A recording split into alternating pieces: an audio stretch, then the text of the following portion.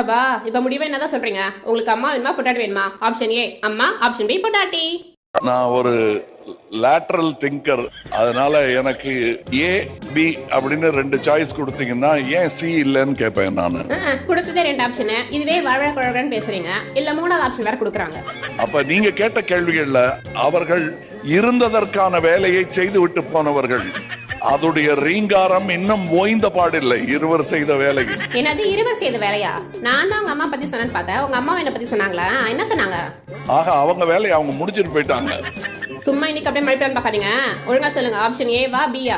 ஏ B ரெண்டுமே வேணும் எனக்கு. உங்களுக்கு கேள்வி சரியா புரியலன்னு நினைக்கிறேன். திரும்பவும் கேக்குறேன். ஆப்ஷன் ஏ அம்மாவா, ஆப்ஷன் பி பொண்டாட்டியா? நான் ஒரு லேட்டரல் திங்கர். ஓ லேட்டரல் திங்கரா? அப்ப லேட்டாவும் சொல்லுங்க. சரி பரவாயில்ல, வெயிட் பண்ணி பதில் தெரிஞ்சுட்டே போறேன். சொல்லுங்க. உயிரே உயிரே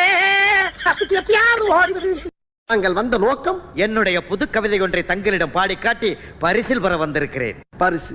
பாடு. பாடி தொலையும். Oh, twinkle, twinkle, little star, how I wonder what you are, how I wonder what you are. Oh, twinkle, twinkle, little star, how I wonder what you are, how I wonder what you are. உடனியில் போட்டு காவிசம் பச்சை மிளகாயை கசக்கி கண்ணில் புளியுங்கள். கண்ணாவி அழகா பிறந்து புட்ட 6 அடி சந்தன கட்ட. இந்த உருவத்தை நான் எங்கேயோ பாத்துருக்கேனே. ஹலோ, எனக்கு தெரியாது. எனக்கு இமீடியட்டா மெயில் அனுப்புங்க. புரியுதா? புரியுதா? புரியுது புரியுது. புரிஞ்சுக்கிட்டாங்க. ஸ்பீக்கர்ல போடு. Why speaker? No speaker. ஸ்பீக்கர்ல போடுறா. டைனிங் டேபிள் வாயா. ஹலோ, வணக்கம் சார். எல்லாத்தையும் மெயில் அனுப்பிச்சிடுறேன் சார். இமீடியட்டா மெயில் அனுப்புங்க. உடனே போன் வச்சிருங்க. போயிட்டேன்னு சொல்லு. அவ போயிட்டா. இந்த குண்டு ராட்சசிக்காக மிமிக்ரி எல்லாம் பண்ண வேண்டியதா இருக்கு. நாளைக்கு என்ன ட்ரெஸ் போட்டு வர? நாளைக்கு ஜாக்கி ஜெட்டி மட்டும் போட்டு வருவாரு. நீங்க வருத்தப்படலனா ஒன்னு சொல்றேன். நான் இந்த மாதிரி காஸ்மெட்டிக்ஸ் யூஸ் பண்றது இல்ல. முகத்துக்கு பைத்த மாவு, தலைக்கு சீயக்காய், உடம்புக்கு கடலை மாவு, அவ்வளவுதான். என்னென்ன சொல்றோம் பாருங்க.